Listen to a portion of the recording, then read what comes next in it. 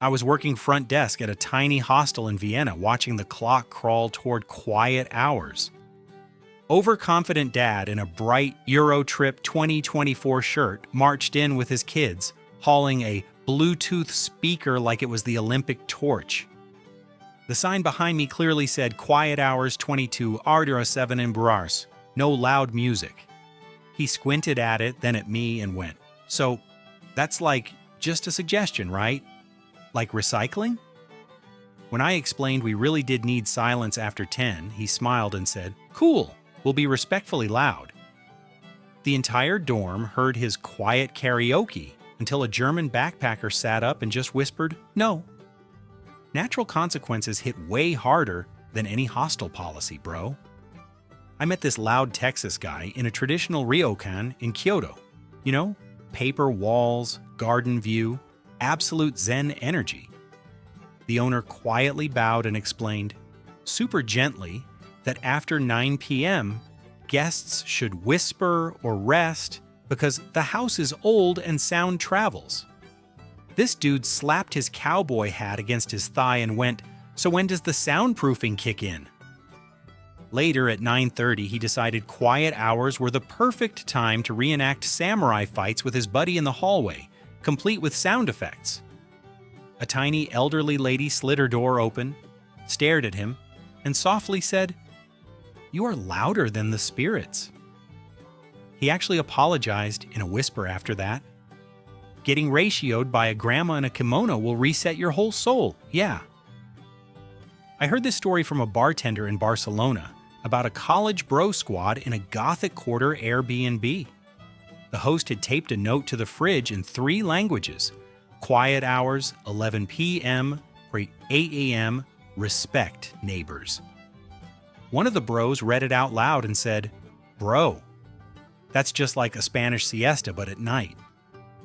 Their big brain plan was to outsmart the rule by screaming pre-game chants at 10:59, then again at 8:01 because technically we're respecting the window. At 8:03, the neighbor from downstairs rang the bell, handed them a bag of earplugs and said, "If you're so good at finding the edge, try finding the airport." Nothing humbles a dude faster than being told to speed run his own departure. I was staying at this alpine guest house in Switzerland. Wooden beams, church bell in the distance, the whole postcard. A retired rich couple from Florida rolled in, dragging 3 massive suitcases and a portable white noise machine set to industrial fan. The owner mentioned very politely, "Quiet hours begin at 21 and please no devices too loud." The husband nodded and asked, "And what time do the mountains shut up?" Around 10 p.m., their machine roared through the timber walls, drowning out the crickets and half the valley. The owner just walked up, unplugged it, and said, "On the mountains were here first." When the Alps outvote your sleep machine, you kind of lose the argument, bro. My friend in Hakone works at an onsen hotel and told me about this wellness Karen who checked in with a suitcase full of crystals and opinions. At check-in, staff explained gently, after 10 p.m., guests must keep voices low in hallways and baths. It is quiet time. She frowned and said, "But my healing affirmations need volume, otherwise the universe can't hear me." At 10:15, she's in the outdoor bath, echoing off the hills, chanting, "I release all negativity," like a stadium announcer. An old man soaking nearby calmly lifted his head and said, "Please, release it more quietly." The universe heard him just fine, yeah. In a farm stay in Tuscany, I watched an Instagram travel girl try to negotiate with reality. The host had a cute chalkboard. Quiet hours 22 or 7 hours, farm and family sleeping. She pointed her phone at it and asked, "Could you, move quiet hours to midnight? My audience is mostly US time zones." When the host chuckled, she doubled down. "I'm serious, I need loud laughter clips at 11:30 for authenticity." At 10:05, she tried filming a drunk pasta dance in the courtyard, slipped on the gravel, and wiped out mid-laugh. The only thing that went viral was the sound of crickets judging her life choices, bro. Out by a glassy lake cabin in Finland, a business consultant from New York arrived with a laptop, noise-canceling headphones, and the energy of a calendar invite. The owner showed him a sign. Quiet hours 21 dries no 7 on. Listen to nature. He stared at the lake and said, "Has anyone done a sound efficiency audit on this place? Silence is underutilized." That night, he hosted a quiet hours strategy workshop on the deck, pacing and shouting, "We can synergize this serenity." The neighbor across the lake flashed a huge flashlight at him. Just one long, unblinking beam. Nature doesn't argue, it just hits you with the world's biggest mute button, yeah. In a guest house near Meteora's monasteries in Greece, I heard about Patriot Uncle visiting for spiritual reasons. The owner gently pointed at the laminated sheet. Quiet hours, 10 p.m., 7 a.m. Pilgrims resting. Please respect. He puffed his chest and said, "Quiet hours are against my freedom of expression, ma'am." Around 11 p.m., he started telling a loud story on the balcony about how back home we don't do curfews, complete with beer bottle percussion. A monk from up the hill walked by, paused, and simply said, "Even God rests." Uncle lowered his voice immediately. "Losing an argument to a man in sandals will change your volume settings real quick, bro." A monk in Luang Prabang told me about a cruise tourist who booked a night near the temples for the vibes. The guest house explained, "After 9 p.m., town is quiet, only soft voices, morning alms at dawn." She nodded and asked, "So when does the nightlife start?" At 9:30, she's wandering the street in glitter sandals, whisper yelling, "Where's the bar that disrespects quiet hours?" A local teen just pointed to the dark sky full of stars and said, "That's the show." Sometimes the loudest thing in your night out is your own disappointment. Yeah. On a ferry through the Norwegian fjords, I met a backpack bro who'd clearly watched too many travel vlogs. The crew announced after 11 p.m., please be quiet in cabins and observation lounges. Many guests sleep early. He turned to me, grinning, and said, "Bro, this is the perfect time for a midnight acoustic set." At 11:05, he whipped out a travel guitar and started singing a heartfelt, off-key ballad about finding himself in the silence. A grandmother in wool socks walked over, took the pick from his hand, and whispered, "Find yourself quietly." When your solo gets canceled by grandma before the first chorus, that's a character-building moment, bro. I once stayed at a capsule hotel in Tokyo, where a Florida Man variant checked in like he was entering WrestleMania. The staff showed him a diagram, quiet hours, 10 p.m., 7 a.m. No phone calls, no loud alarms, no conversations. He nodded sincerely and asked, "So where's the yelling capsule?" Around midnight, he FaceTimed someone on speaker, full volume, inside the capsule row, yelling, "Bro, I'm in a future coffin." Curtains slid open down the line like horror movie eyes. One guy leaned out, hair destroyed, and hissed, "This is the future where you stop talking." You don't forget the night 40 strangers silently agree you're the villain. At a jungle eco lodge in Costa Rica, a TikTok travel expert arrived with 2 ring lights and 0 awareness. The guide calmly explained, "After 9 p.m., quiet hours. Animals are active, guests are sleeping, only soft voices." She nodded while texting, then asked, "Can I whisper scream for dramatic effect?" That night, during frog chorus time, she filmed a POV, "You're in the jungle alone" clip, shrieking into her mic at 9:02. A howler monkey answered with a scream twice as loud from the trees, pure jungle subwoofer. She dropped the phone, eyes wide. Nature hit her with the original duet feature, bro. My buddy in Prague told me about a honeymoon couple in a creaky old town hostel.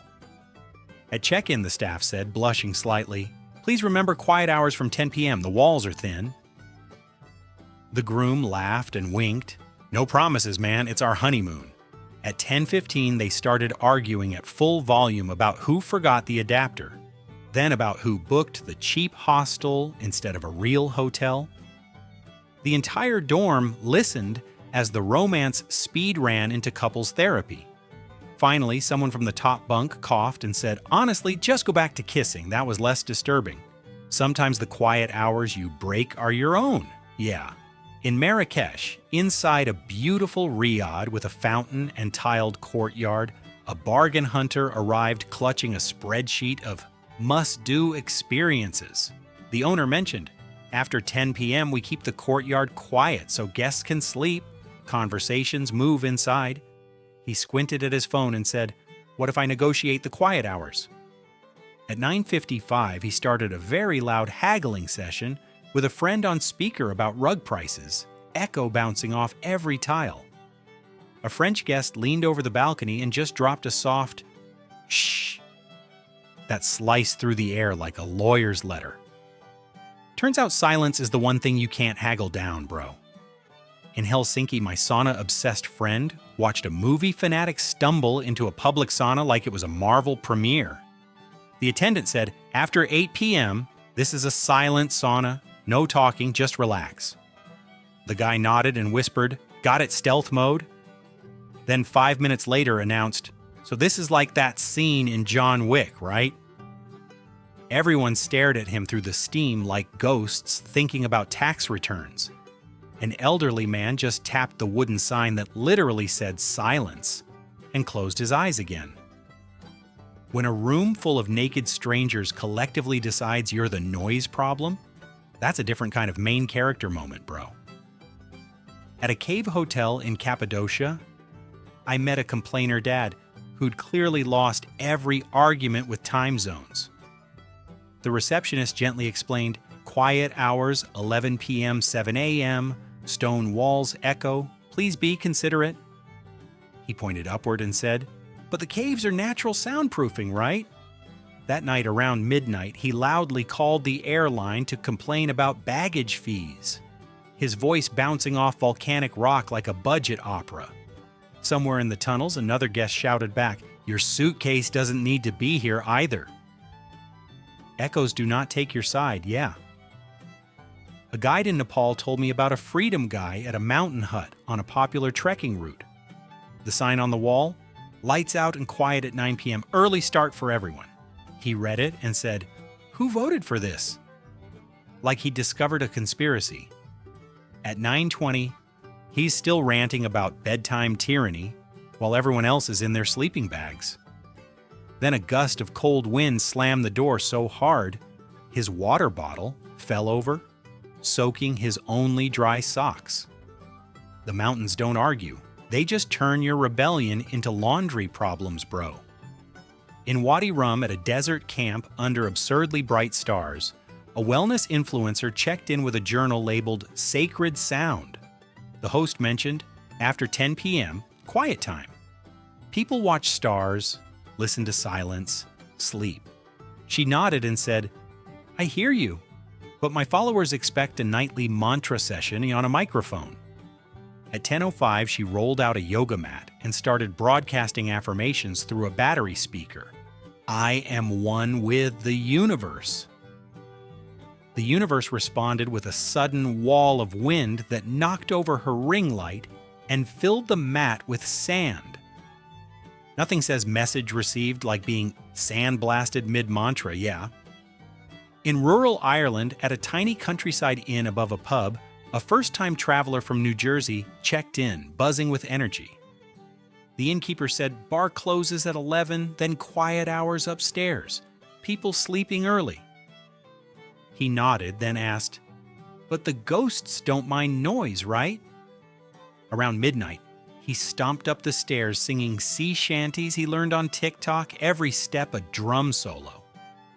A door creaked open, and a woman in a robe appeared, hair wild, muttering, "The ghosts are fine, I'm not."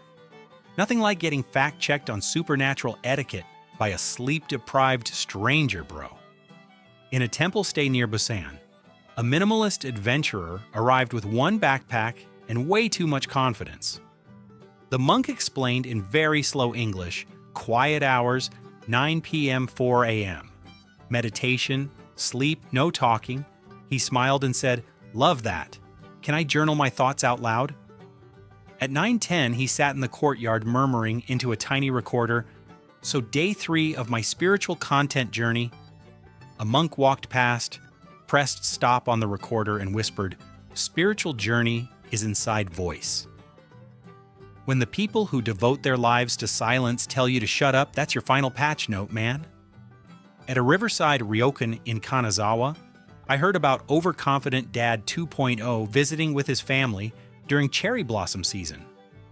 The host pointed to a card in the room. "After 10 p.m., please keep balcony quiet, sound carries over water." He winked and said, "Don't worry, we'll just be enjoying the view." At 10:30, he set up a mini karaoke machine on the balcony and belted out "Sweet Caroline" like it was a stadium.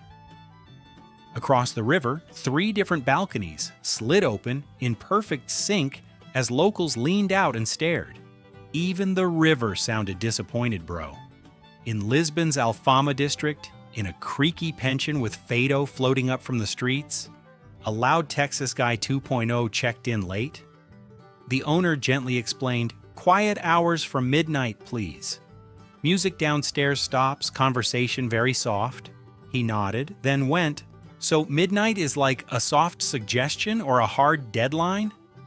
At 12:07, he was on the shared balcony, giving a blow-by-blow recap of his entire day at max volume, like a one-man podcast. The neighbor next door just opened their window and played a voice note of a crying baby on loop. You know you lost when someone counterattacks with sound warfare, yeah.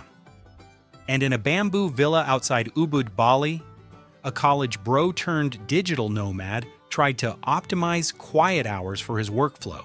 The host said, "After 10 p.m., quiet. Rice field is very peaceful. Guests sleep, meditate." He frowned at his laptop and asked, "What if I schedule my loud calls at 10:01 Bali time for US peak engagement?" That night he started a strategy call on the open deck, laughing and clapping at every buzzword. A gecko on the ceiling dropped something suspiciously wet onto his keyboard, shorting it out mid-sentence. Sometimes the jungle's HR department issues instant performance reviews, bro. Down a canal in Amsterdam at a narrow B&B, a TikTok travel expert 2.0 checked in for aesthetic night shots. The host pointed at the polite little card, "Quiet hours 11 p.m. Canal carries sound, neighbors close by." She smiled and said, "Got it, Mariah. We'll keep it visually loud, not audibly loud." At 11:05, she's on the balcony doing 5 takes of a dramatic scream into the European void transition shot. A guy 3 houses down leaned out and shouted, "The void says no." Nothing ends a performance faster than the audience replying in real time, "Yeah."